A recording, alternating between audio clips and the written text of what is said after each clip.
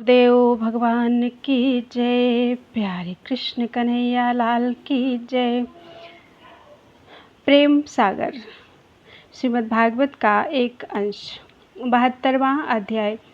श्री कृष्ण का हस्तिनापुर गमन। श्री सुखदेव जी बोले कि महाराज, पहले श्री कृष्ण चंद्र जी ने राजाओं का संदेशा लाया था। उस ब्राह्मण को इतना कहकर विदा किया कि देवता, तुम हमारी ओर से राजाओं से कहो कि तुम किसी बात की चिंता मत करो, हम बेग ही आए छुड़ाते हैं तुम्हें। महाराज, यह बात कहकर श्री कृष्ण ब्राह्मण को विदा कर उद्धव जी को साथ लेकर राजा उग्रसेन सूरसेन की सभा में गए और उन्होंने सब समाचार उनके आगे कहा।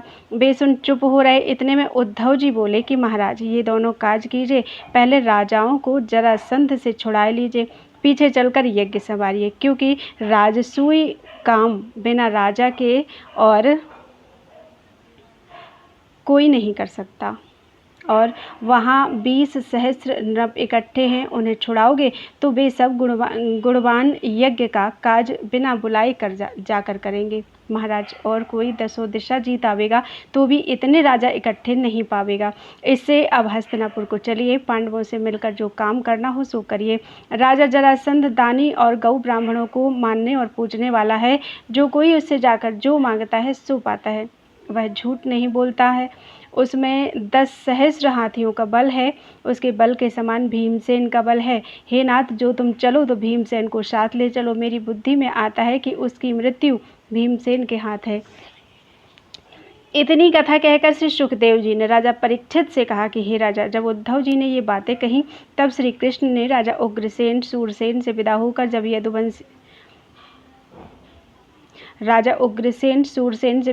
जब यदुवंशियों से कहा कि कटक सजाओ, हम हस्तिनापुर को चलेंगे।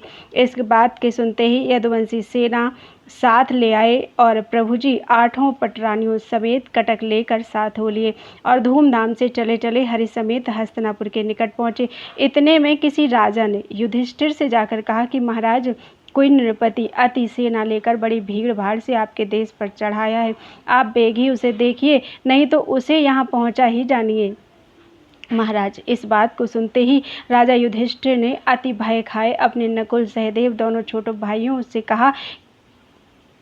छोटे भाइयों को यह कहकर प्रभु के सम्मुख भेजा कि तुम देखावो कि कौन राजा चढ़ाया है। राजा की आज्ञा पाते ही सहदेव नकुल देख फिर आए, राजा को यह वचन सुनाए, प्राणनाथ आए हैं हरि, सुनि राजा चिंता परिहरि। आगे अति आनंद कर राजा युधिष्ठिर ने भीम और अर्जुन को बुला भेजा और कहा कि हे भाई, तुम चारों भाई आगे जाए श्री कृष्णचंद्र आनंद कंद को ले आओ। महाराज, राजा की आज्ञा पाए और प्रभु का आना सुन वे चारों भाई अति प्रसन्न होकर भेंट पूजा की सामग्री और बड़े बड़े पंडितों को साथ लेकर गाजे बाजे से प्रभु को लेने चले। निदान अति आदर मान से मिलकर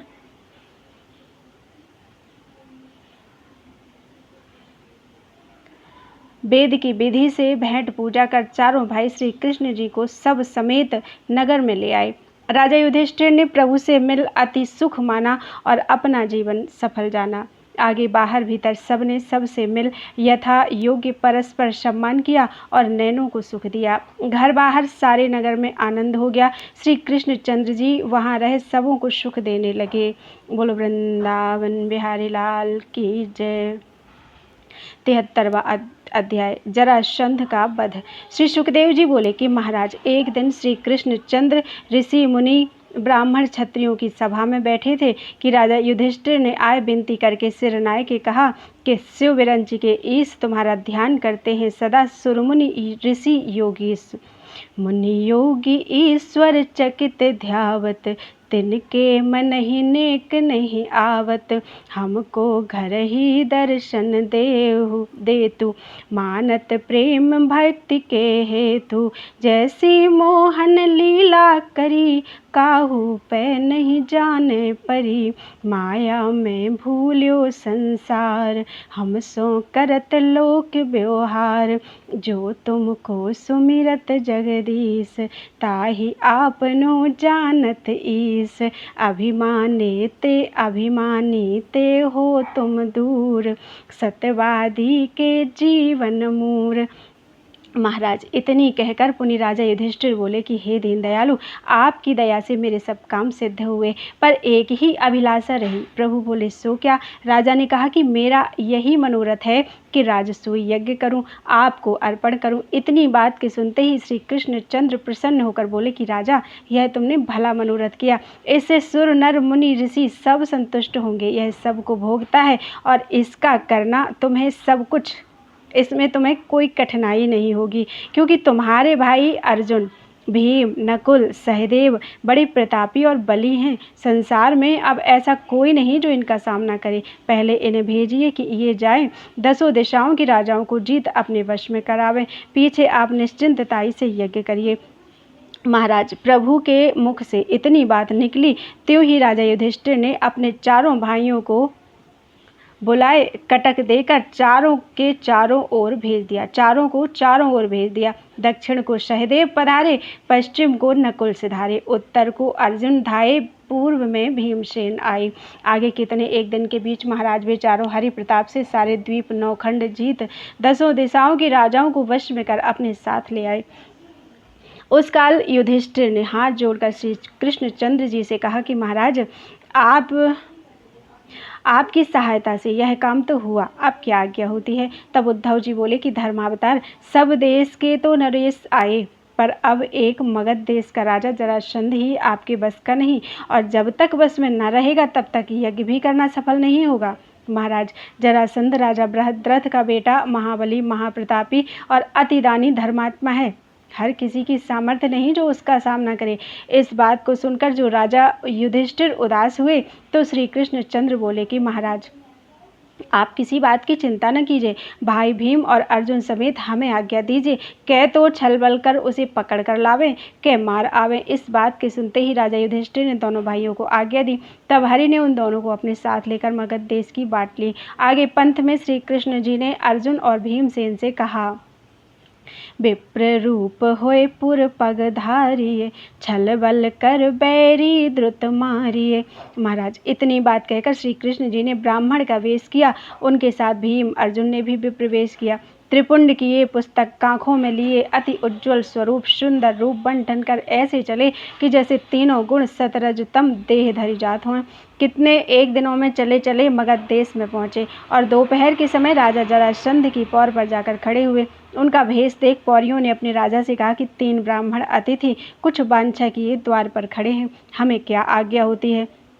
महाराज बात के सुनते ही राजा जरासंध उठ धाया और इन तीनों को प्रणाम कर अति मान सम्मान के साथ सिंहासन पर बैठाए आप सन्मुख हाथ जोड़ खड़ा होकर देख देख सोच सोच कर बोला कि याचक जो द्वारे पर आवे, बड़ो भूप सोई अतिथि कहावे। विप्र नहीं तुम योद्धा बली, बात न कछु कपट की भली। जो ठग ठगन रूप धरि आवे, ठगी सो जाए भलो न कहावे। छिपे न क्षत्रिय कांति तिहारी, दीखत सूरवीर बलधारी। तेजवंत तुम तीनों भाई, स्यो बिरंची हरि से बरदाई। मैं जान्यो जी बिच निर्माण, करो देव तुम आप समा बखान।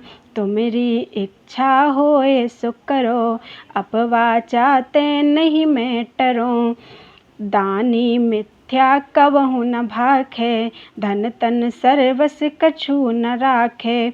मांगो सो ही दई हो दान, सुत सुंदरी सर्वस्व परान। महाराज की इस बात के सुनते ही श्री कृष्ण ने कहा कि महाराज, किसी समय राजा हरिश्चंद्र बड़ा दानी हो गया था, जिसकी कीर्ति संसार में अब तक छा रही है। सुनिए, एक समय राजा हरिश्चंद्र के देश में अकाल पड़ा और अन्न बिना सब लोग मरने लगे। तब राजा ने अपना सर्वस्व बेचकर सबको खिलाया। जब देश नगर का धन गया और निर्धन होकर राजा रहा, तब एक दिन सांझ समय वह तो कुटुंब समेत भूखा बैठा था। इतने में विश्वामित्र ने आकर इनका सत्य देखने को यह वचन कहा कि महाराज मुझे धन दीजिए, कन्यादान का सा फल लीजिए। इस वचन को सुनते ही जो कुछ घर में था सो ला दिया। पुनि ऋषि ने कहा,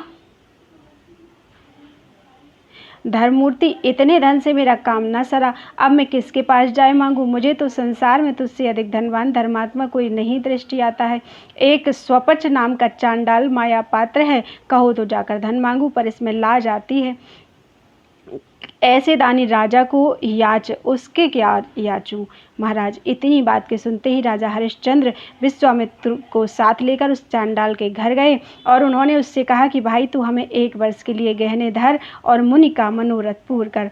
तब स्वपच बोला कि कैसे टहल हमारी करी हो, राजस तामस मन ते हरि हो, तुम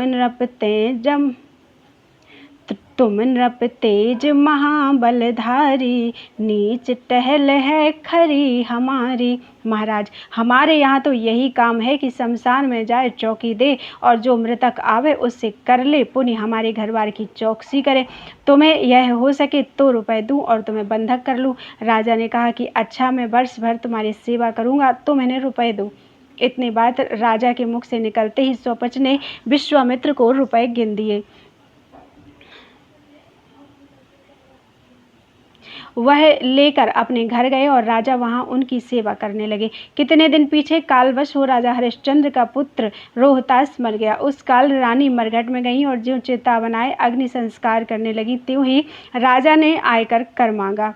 रानी बिलख कहे दुख पाए, देख समुझ दिल में तुम राय। यह हमारा पुत्र रोहिताश्व है और कर देने को मेरे पास और तो कुछ भी नहीं है, यही एक चीर है जिसे पहने खड़ी हूँ। राजा ने कहा, इसमें मेरा कुछ वश नहीं, मैं स्वामी के कार्य पर खड़ा हूँ। जो स्वामी का कार्य ना करूँगा तो मेरा सत्य जाए। महाराज, इस बात के सुनते ही रानी ने ज्यों चीर उतारने को आंचल पर हाथ डाला, त्यों ही तीनों लोग कांप उठे। भगवान ने राजा रानी का सत्य देखकर पहले एक विमान भेज दिया और पीछे से आप दोनों का उद्धार किया। महाराज, जब विधाता ने रोहिताश्व को जिवाए राजा रानी को पुत्र समेत विमान पर बैठाए बैकुंठ जाने की आज्ञा दी, तब हरिश्चंद्र ने हाथ जोड़कर भगवान से कहा कि हे दीनबंधु, पतित पावन, दीन दयालु, मैं स्वपच बिना बैकुंठ घाट में कैसे जाकर करूं विश्राम? इतना वचन और राजा के मन का अभिप्राय जान श्री भक्त हितकारी करुणा सिंधु हरि ने स्वपच को भी राजा रानी और कुंवर के साथ तारा। वहाँ हरिश्चंद्र अमर पद पायो, यहाँ युगन युग यश चली आयो। महाराज, यह प्रसंग जरासंध को सुनाए। श्री कृष्ण जी ने कहा कि महाराज, और सुनिए कि रंती देव ने ऐसा तप किया कि 48 दिन बिना पानी आहार था और जिस समय पानी पीने बैठा तिस समय कोई प्यासा आया, इसने वह नीर ना पीकर उस तृषावंत को पिलाया। उस जलदान से उसने मुक्ति पाई। पुनि राजा बलि ने अतिदान किया तो पाताल का राज्य लिया और अब तक उसका यश चला आता है। फिर देखिए कि उद्दालक मुनि 6ठे महीने अन्न खाते थे। एक समय खाते बिरिया उनके यहाँ कोई अतिथि आया, उन्होंने अपना भोजन आप न खाए भूखे को खिलाया और आप क्षुधा ही में मरे।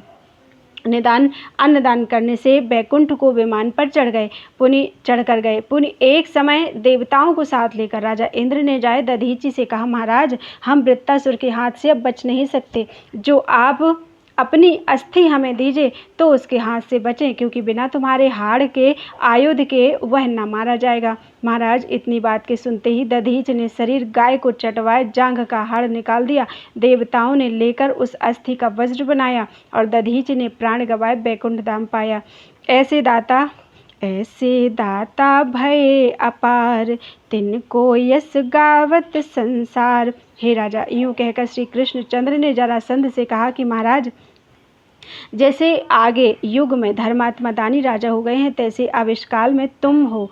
उन्होंने याचकों की अभिलाषा पूरी की, तो तुम हमारी आशा पुजावो। याचक कहा न मांगई, दाता कहा न दे, ग्रह सुत सुंदरी लोभ नहीं, तनु सिर दे यस ले। इतना वचन प्रभु के मुख से निकलते ही जरासंध बोला कि याचक को दाता की पीर नहीं होती, तो भी दानी अपनी प्रकृति नहीं छोड़ता। इसमें सुख पावे के दुख हरि ने कपट रूप धर बामन बन बलि के पास जाए, 3 पग पृथ्वी मांगी। उस समय सुख ने बलि को चेताया, तो भी राजा ने प्रण को नहीं छोड़ा। देह समेत मन ही तिन दई, ताकि जग में कीरति भई। याचक विष्णु कहा यस लीन हो, सर्वस ले तो हट कीन हो। इससे तुम पहले अपना नाम भेद कहो, तब जो मांगोगे सो मैं दूंगा। श्री कृष्ण बोले कि हम क्षत्रिय हैं, वासुदेव हमारा नाम है, तुम भली भांति हमें जानते हो, और ये दोनों अर्जुन भीम हमारे फुफेरे भाई हैं। हम युद्ध करने को तुम्हारे पास आए हैं, हमसे युद्ध कीजिए, हम यही तुमसे मांगने आए हैं। महाराज, यह बात श्री कृष्ण चंद्र से सुनकर जरासंध हंसकर बोला कि मैं तुझसे क्या लड़ूं, तू मेरे सोही से भाग चुका है, और अर्जुन से न लड़ूंगा, क्योंकि यह विदर्भ देश गया था, तहाँ नारी का वेश करके रहा। भीमसेन से कहो तो इससे लड़ूं, यह मेरे समान बल का है, इससे लड़ने से मुझे कोई लाज नहीं। पहले तुम सब भोजन करो, पीछे मल्ल अखाड़े लड़ो, भोजन दे नृप बाहर आयो, भीमसेन तह बोली पठायो, अपनी गदा ताहि तिन दई, गदा दूसरी आपुन लई, टोपी शीस काछनी काछे, बने रूप नटुआ के आछे, जहाँ मंडप बन्यो, बैठे जाए मुरारी, जरासिंधु अरु भीम तहाँ, भये ठाड़ एक बारी। महाराज, जिस समय दोनों वीर अखाड़े में खम्भ ठोक गदा तान ध्वजा पलट झूम कर सन्मुख आए, उस काल ऐसे जनाए कि मानो 2 मतंग मत वाले उठ धाए। आगे जरासंध ने भीमसेन से कहा कि पहले गदा तू चला, क्योंकि तू ब्राह्मण का भेष लेकर मेरी पौर में आया था, इससे पहले मैं प्रहार नहीं करूंगा। यह बात सुनकर भीमसेन बोले कि राजा, यह धर्म युद्ध है, मैं पहले प्रहार कैसे करूं। महाराज, तब उन वीरों ने परस्पर एक ही साथ गदा चलाई और युद्ध करने लगे। ताकत घाते अपनी, चोट करत बाई अरु दहिनी, अंग बचाए उछरी पग धरें, झपटहि गदा सो लरें, खटपट चोट गदा फट करी, लागत शब्द कुलाहल भरी। इतनी कथा सुना श्री सुखदेव जी ने राजा परीक्षित से कहा कि महाराज, इसी भांति दोनों बलि दिन भर तो युद्ध करते और सांझ को घर आए एक साथ भोजन विश्राम करते। ऐसे नित लड़ते लड़ते 27 दिन बीत गए। तब एक दिन उन दोनों के लड़ने के समय श्री कृष्ण चंद्र जी ने मन ही मन विचारा कि यह यूं न मारा जाएगा, क्योंकि जब यह जन्मा था तब 2 फाके होकर जन्मा था।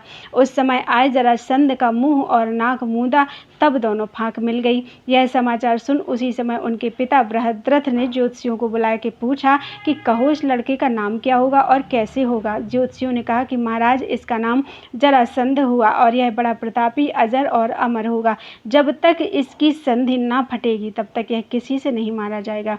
इतना कहकर ज्योतिषी विदा होकर चले गए। महाराज, यह बात श्री कृष्णचंद्र जी ने मन ही मन सोच और अपना बल भीमसेन को तिनका चीर सेन से जताया कि इसे इस रीति से चीर डालो। प्रभु के चिताते ही भीमसेन ने जरासंध को पकड़कर दे मारा और एक जांघ पर पांव दे, दूसरा पांव हाथ से पकड़ यूं चीर डाला जैसे कोई दातून चीर डाले।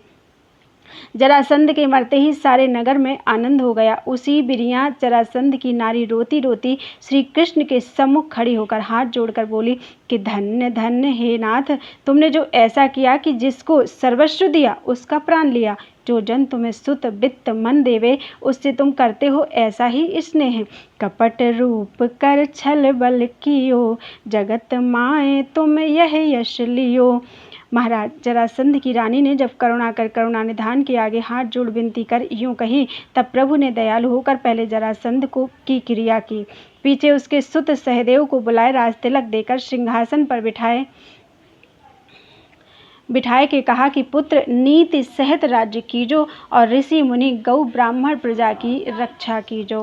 बोलो वृंदावन बिहारी लाल की जय। 73वां अध्याय पूरा हो गया है।